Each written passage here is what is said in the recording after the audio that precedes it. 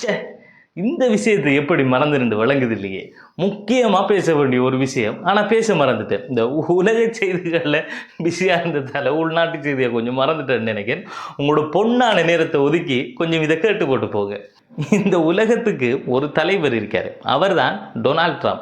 இந்த உலகத்துக்கே தலைவர் அவர்தான். அதே மாதிரி தான் ஸ்ரீலங்காவிலேயும் ஸ்ரீலங்கா ட்ரம்ப் ஒரு ஆள் இருக்காரு. அவரை பத்தி தான் இப்ப பேச போறேன். கொஞ்சம் கேளுங்க. இந்த 2 பேருக்கும் 2 ஒற்றுமை தான் இருக்கு. அதுல முதலாவது ஒற்றுமை என்னண்டா, இந்த 2 பேருமே ஏதாவது ஒரு ஸ்டேட்மெண்ட்டை சொல்லி மொக்க வாங்குறது. அடுத்த ஒற்றுமை அவருக்கு நோபல் பரிசு வேணும், இவருக்கு நாடு வேணும். இது 2 தான் இவங்களோட முக்கியமான ஒரு ஒற்றுமைன்னு வச்சுக்கோங்களேன். இதுல ஸ்ரீலங்கா ட்ரம்புக்கு எதை எடுத்தாலும் நாடு தான் வேணும். உதாரணத்துக்கு அவர் எப்படி நாட்டை கேட்பாரண்டா, 24 மணித்தியாலமும் கடல்ல அலை அடிச்சுக்கிட்டே இருக்கி அரசாங்கத்துக்கு அலையை கட்டுப்படுத்த தெரியலண்டா நாட்டை எங்களுக்கிட்ட தாங்க.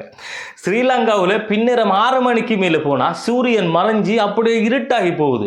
சூரியனை கட்டுப்படுத்த அரசாங்கத்துக்கு தெரியலண்டா நாட்டை எங்களுக்கிட்ட தாங்க. இப்படி பக்கத்து வீட்டுக்காரன் வீட்டை அடுப்பு பத்தலண்டா கூட நாட்டை எங்கள்கிட்ட தாங்க, நாட்டை எங்கள்கிட்ட தாங்கன்னு தான் கேட்பாரு.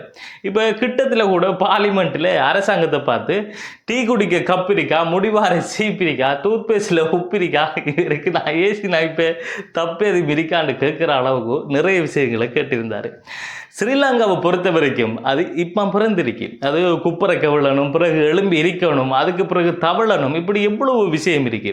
இது என்னடா, பிறந்த பிள்ளையை தூக்கி கொண்டு போய் உசைன் போல்டோட நிப்பாட்டி ஓடு 100 மீட்டர்டா, எப்படி ஓடும் அந்த பிள்ளை? இந்த விஷயம் எல்லாம் அவருக்கு தெரியாம இல்லை. ஆனால் என்ன செய்கிற, அவர் இப்போ எதிர்கட்சியில் இருக்காரு. எதிர்கட்சியில் இருக்கணும்டா அதுக்கு ஒரு சில கிரைட்டீரியா இருக்கு. அது எல்லாத்தையும் அந்த மனுஷன் பக்காவா ஃபாலோ பண்ணிக்கிட்டு இருக்காரு.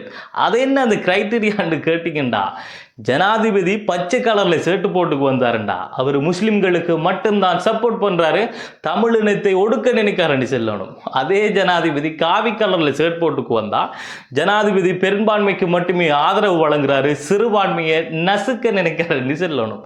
வெளிநாட்டிலிருந்து அபிவிருத்தி கொண்டு வந்தா அந்நிய நாட்டுக்கு நம் நாட்டை விற்று கொண்டிருக்கிறார் என்று சொல்லணும். அபிவிருத்தி எதுவுமே செய்யலண்டா எவ்வளவு நாளும் நின்னத்தை கிழிச்சுங்க என்று கேட்கணும். இது போல மாத்தி மாத்தி அரசாங்கத்துக்கு எதிராக பேசினா தான் அது எதிர்கட்சி.